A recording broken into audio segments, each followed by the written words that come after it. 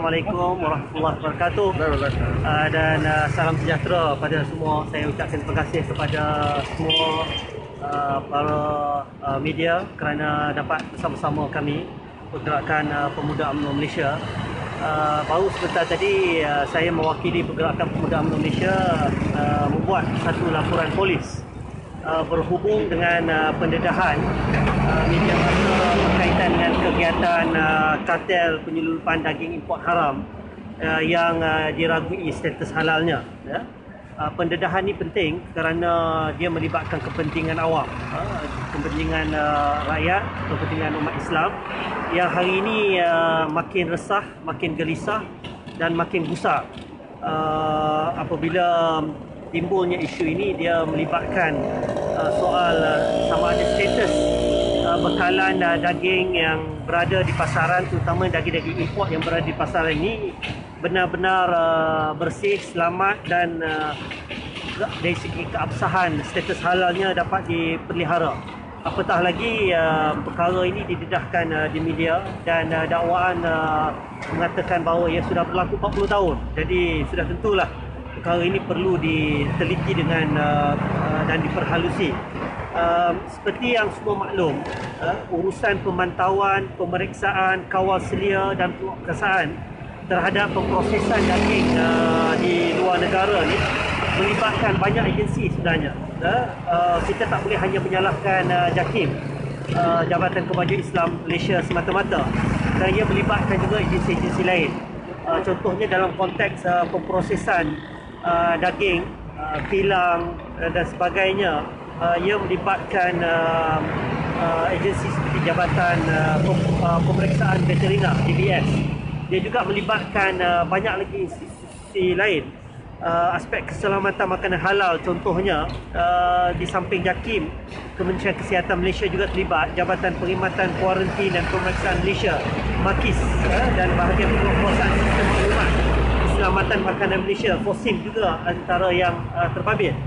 Memandangkan banyak agensi dan institusi yang terlibat dalam urusan kawal selia, pensijilan, pemeriksaan, penguatkuasaan industri halal di negara hari ini, maka Pergerakan Pemuda UMNO Malaysia mendesak agar ditubuhkan segera pasukan khas yang turut melibatkan Polis Diraja Malaysia dan juga Suruhanjaya Pencegahan Rasuah Malaysia (SPRM) agar segala siasatan dapat dijalankan secara pantas dan bersepadu.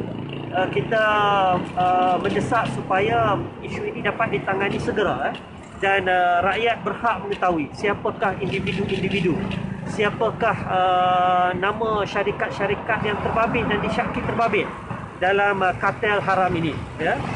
Beberapa persoalan yang rakyat berhak mendapatkan maklumat yang tepat dan jelas mengenai isu kartel daging haram ini, termasuklah pertama, siapakah dalang yang bertanggungjawab menguruskan proses import daging sejuk beku yang diragui status halalnya. Yang kedua, mengapakah berlakunya monopoli kilang pemprosesan daging halal, terutamanya di 3 buah negara, China, Thailand dan juga India. Yang ketiga, kenapakah Jabatan Pemeriksaan Veterina (JBS) hanya menghadkan beberapa kilang saja di China, India dan Thailand yang mengeksport ayam dan juga daging ke Malaysia. Ada beberapa saja yang terlibat. Yang keempat, apakah JBS dan JAKIM melakukan pemeriksaan secara berkala setiap tahun untuk memastikan status halal ini terus terpelihara. Yang kedua, dari segi kesihatan, pencegahan penyakit berjangkit daripada binatang dan juga dari segi kebersihan kilang-kilang yang diberikan kelulusan status halalnya. Daripada maklumat Pergerakan Pemuda UMNO Malaysia kita perolehi setelah kita war-warkan dan juga kita mendesak isu ni, ramai yang tampil dan memberikan maklumat tersebut. Antaranya 2 kilang utama yang memproses daging ayam di China yang menjadi tempat utama eksportan daging ayam ke Malaysia. Kali terakhir pemeriksaan dibuat adalah pada 20 Januari 2016. Itu setelah mendapat pensijilan. Sepatutnya agensi-agensi penguatkuasaan dan pemeriksaan itu, terutamanya DBS dan juga JAKIM, sebenarnya apa-apa pun DBS yang akan menentukan sama ada pemeriksaan itu akan berlaku dan dia akan panggil JAKIM, wakil JAKIM untuk bersama. Sepatutnya ia dibuat secara berkala, sekurang-kurangnya setahun sekali, kerana ia melibatkan daging yang besar bekalannya ke pasaran Malaysia. Yang kelima, apakah benar DVS tidak pernah mengeluarkan sebarang AP seperti import ni dari dalam aspek oxtail ataupun ekor lembu? Justru apakah status halal ekor lembu yang begitu banyak berada di pasaran tempatan yang dikatakan kebanyakannya diimport dari luar negara, terutamanya daripada Argentina? Ini juga antara perkara yang perlu kita mendapatkan penjelasan daripada pihak berkuasa. Jadi berdasarkan beberapa persoalan di atas ini, Pergerakan Pemuda UMNO sekali lagi mendesak agar siasatan segera secara bersepadu harus dilakukan melalui sebuah pasukan khas.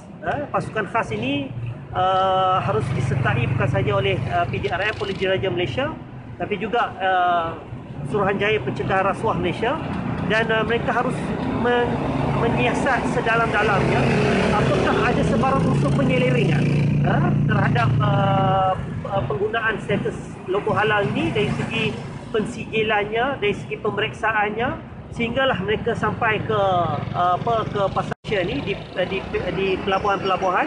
Dan yang paling penting, sekiranya ada sebarang unsur rasuah, perlu segera didedahkan dan diambil tindakan, dibawa ke muka pengadilan supaya rakyat merasa yakin, kembali merasa yakin dan percaya terhadap apa yang berlaku hari ini.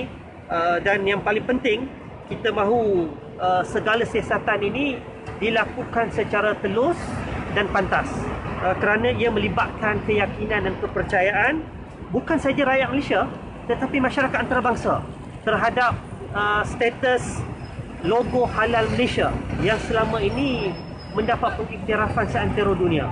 Kita tidak mahu akibat daripada pengkhianatan daripada pihak-pihak tertentu, individu-individu tertentu ataupun syarikat-syarikat tertentu, akhirnya yang terpalit dan tercalar adalah logo halal Malaysia yang begitu mahal nilainya. Bukan mudah untuk sampai ke tahap ini. Seantero dunia merasakan mereka percaya dan yakin kepada status halal, tetapi bila berlaku seperti ini, seolah-olah dia memalitkan satu titik hitam yang begitu besar kesannya, bukan sahaja kepada rakyat Malaysia tetapi juga kepada masyarakat antarabangsa. Sebab itulah kami minta supaya segera dilakukan ataupun diwujudkan pasukan khas ini untuk menyiasat sedalam-dalamnya dalam isu ini. Dan kita minta juga supaya disiasat pegawai-pegawai kerajaan dalam jabatan-jabatan yang terbabit, termasuk juga pegawai tinggi kerajaan yang sudah bersara. Sebenarnya SPRM mempunyai kewibawaan yang kita percaya mereka boleh dengan mudah untuk mengenal pasti gaya hidup yang berbeza, tidak setimpal dengan gaji yang diperolehi. Jadi kemewahan yang ada mungkin ini antara indikator-indikator yang perlu diambil kira. Dan sebab itu saya rasa bagi Pergerakan Pemuda UMNO Malaysia ini perkara serius, kerana dia menyentuh dhamir rakyat Malaysia, khususnya masyarakat yang beragama Islam. Itu sajalah. Terima kasih. Ada apa-apa?